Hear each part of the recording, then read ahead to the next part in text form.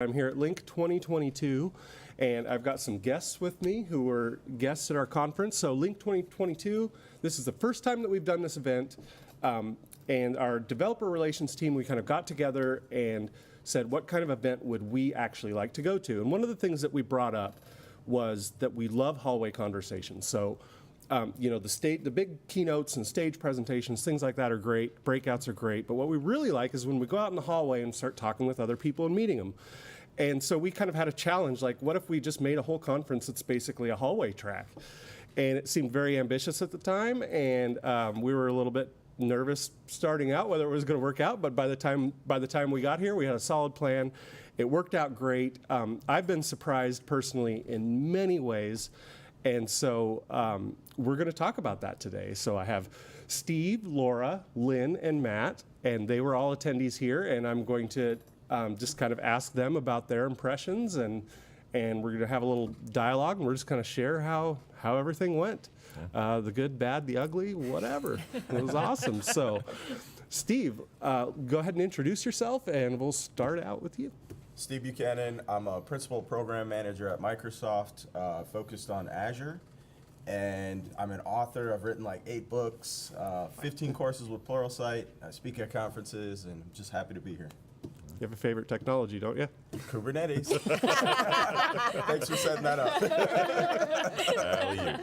All right, Laura. How do I top that? So hi, I'm Laura Hyatt. I'm a solutions architect at AWS. I look after Resilience Hub, which is a particular service. But I also used to be in the public sector team and basically look after our education customers.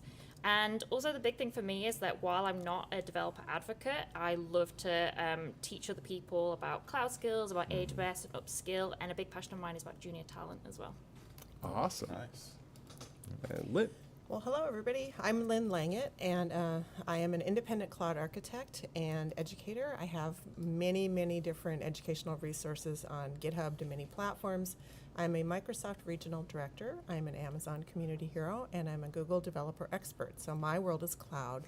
And I have to say, one of the coolest things about this conference is I met you, and you live in my same city. Yes. And isn't that funny That's that, cool. that I met you here? So thanks for that. That's awesome. Awesome. Matt? I'm really feeling like I don't know if I can follow all these people, but I've been feeling that for 2 days. yeah, right. So my name is Matt Stauffer. I'm partner and technical director at Titan, which is a Laravel consultancy out of Chicago. O'Reilly, author of Laravel Up and Running, host of Laravel podcast, and YouTuber and Twitter guy, and speak at conferences. Similarly, I'm not a DevRel. I run a consultancy, but I like teaching people. I like bringing more people in our industry, and so that was why I was kind of surprised. What I liked about this conference, first off, is that I'm here because I didn't think I belonged. I was like, seriously, like, I'm not a DevRel. I run a consultancy, but the pitch was like, no, we want people who are teaching and bringing more people in. I'm like, well, that's the favorite part of my job, so I guess it works. So. Yeah, definitely. And that was the common thread that we wanted with everybody. There's, of course, a common thread with tech, but more specifically, it's teachers, folks that are going out there and teaching, sharing things, information. And so I think one of the things that surprised me the most in this is I expected technical conversations. Like, of course. I expected content creation conversations, and there was that. But there was a lot of conversations that are about how can we help and how can we move things forward. And some of it was like, even during dinner, we were talking about basically like micro, I forgot the word, philanthropy, micro philanthropy, Yeah. right? How to do philanthropy when you're not a billionaire or a millionaire. And we're all in tech, and we make these kind of salaries that, maybe we've got a little extra that we could, and we're discussing different ways, these small areas.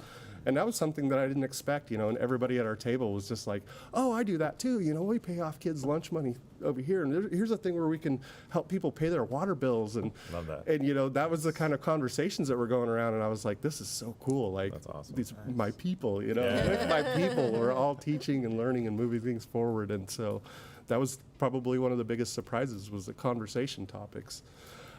So what do you think, Steve? What was probably the biggest surprise that you had?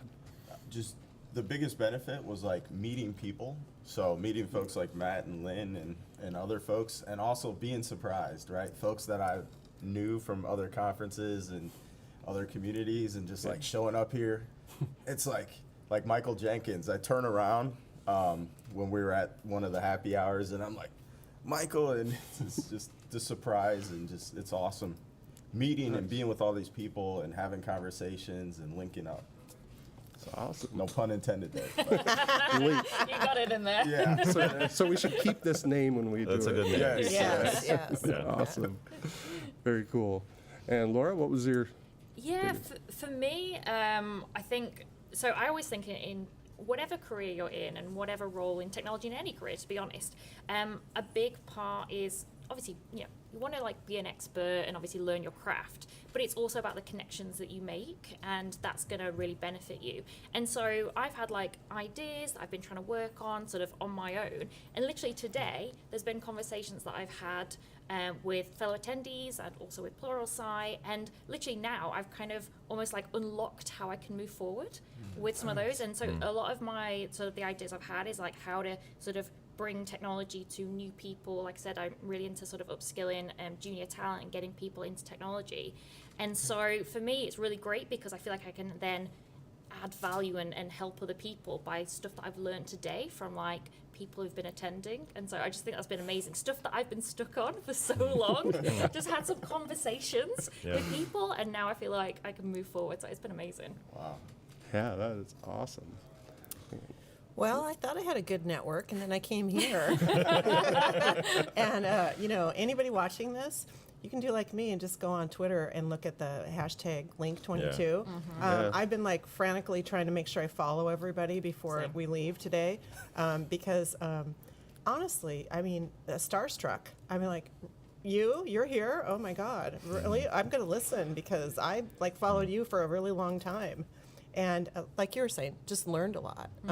One of the things that I really have to thank you guys for is the interactive activities. There was 0 lectures, 0 PowerPoint, 0, it really was an unconference. And to make these creative activities, and I won't reveal what they are so they can kind of stay. Like, Oh, you can reveal it. It's fine. But we were surprised, and they weren't lame, which they could have been lame, right? Right? Because we've all been at conferences. First round of ideas, Right? They were just good. They're just good. So thanks.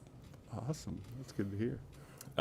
My biggest surprise was how inspired I was immediately off the bat. Because again, I came in saying, there's a list on the Link pitch page for the, you should come to Link, and it's like, here's all the roles of people who are going to be there, and 90% of them are some form of DevRel, developer evangelist, technical evangelist. So I'm like, I'm not those, but I kind of feel a little bit adjacent to this world. So I'll be a little bit of an outsider watching them do their DevRel thing.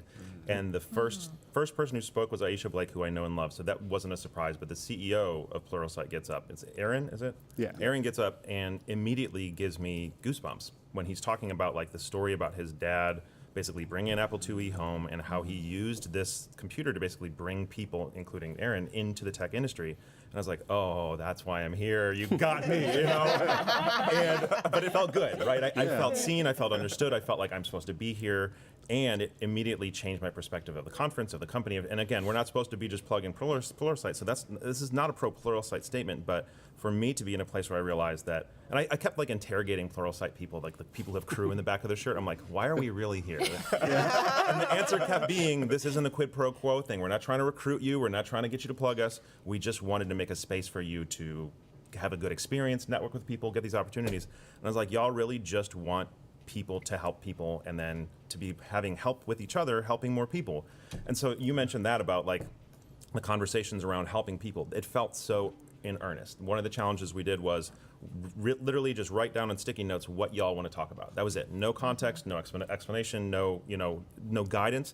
And 90% of it was, well, how do we help people this way? And can we try this thing to be a way to help more people? And can we help people in that particular country or whatever? And it's just help.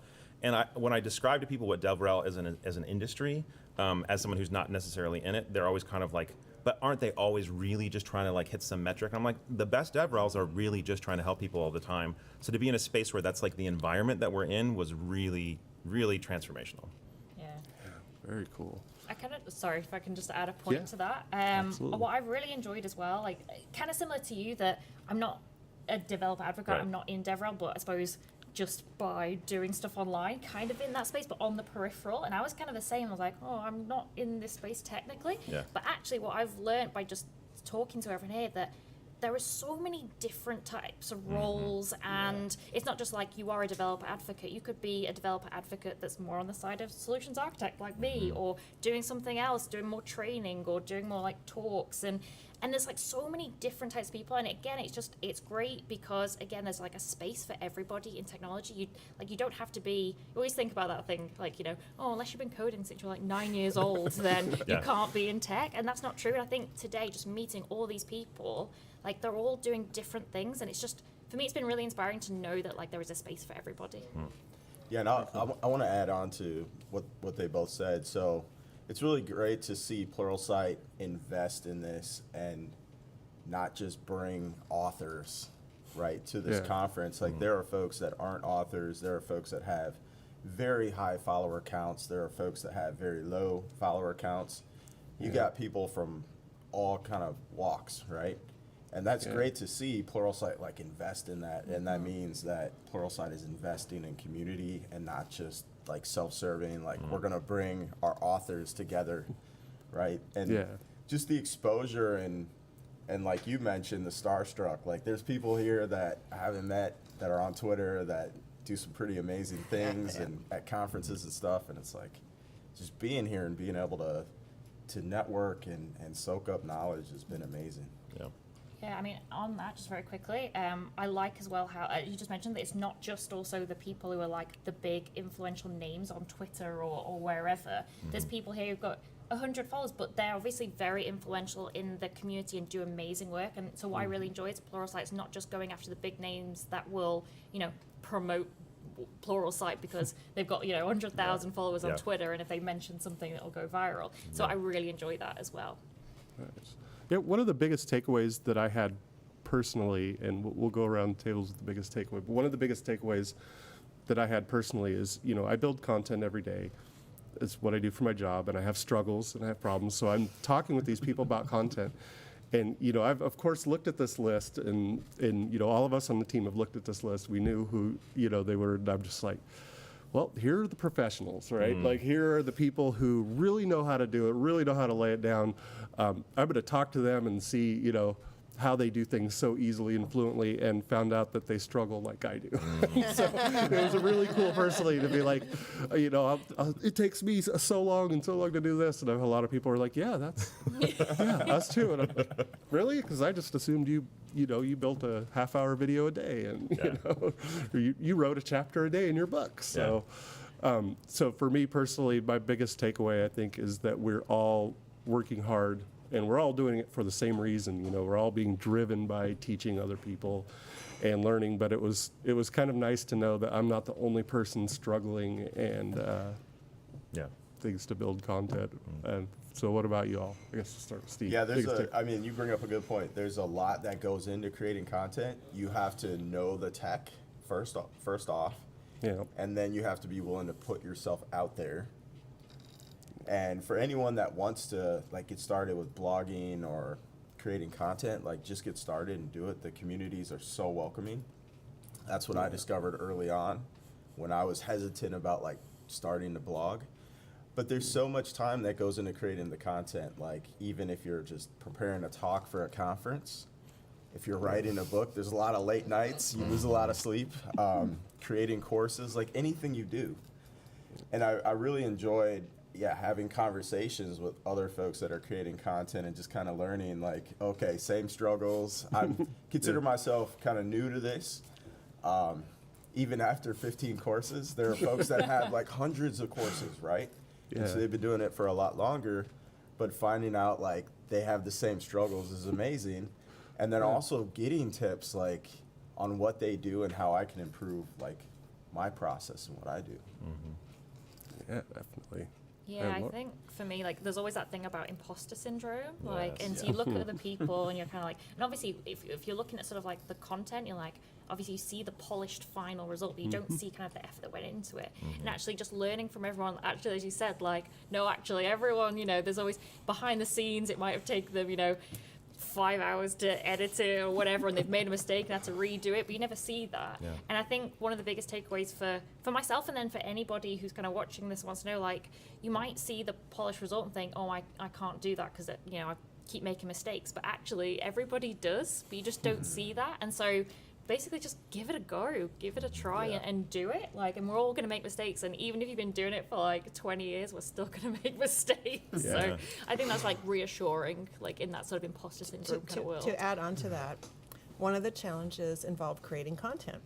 And one of our content creators experienced, like everybody else, recorded his video and it didn't record. And we had like 1 minute left, and he was completely undaunted. And we got together as a team, and we're like, okay, just record it again. We know what to do. We'll post it to YouTube. I mean, it's funny that you do see the rough edges. And then the other thing that was really a takeaway for me is the way the conference, the environment of the conference, and the people. There was this safety, so people could feel vulnerable from the get-go. And that is not something that I see at very many conferences. It might happen kind of like a little bit, maybe at the end, in the middle, but this was like, it was from Aaron, I think, talking, because he did a good job. I mean, Yeah. we were all like, oh, Yes. yes, that's why we're here. We want to teach all the people. Yes, Aaron, yes. But it established kind of the basis, and everybody from the beginning. And then we had some boundaries around the first exercise to be respectful and everything. So, there's kind of a light sort of guidance that for those of you out there when you're attending or building conferences, there is, if you put effort into it, this is achievable. Because I think too often in tech, it's just like, well, those people don't have EQ. They're a bunch of nerds. They don't want to talk to each other. We actually do. You just got to find, see the little toys. They get us. They Yeah. understand. So, Yeah. I think the biggest takeaway for me was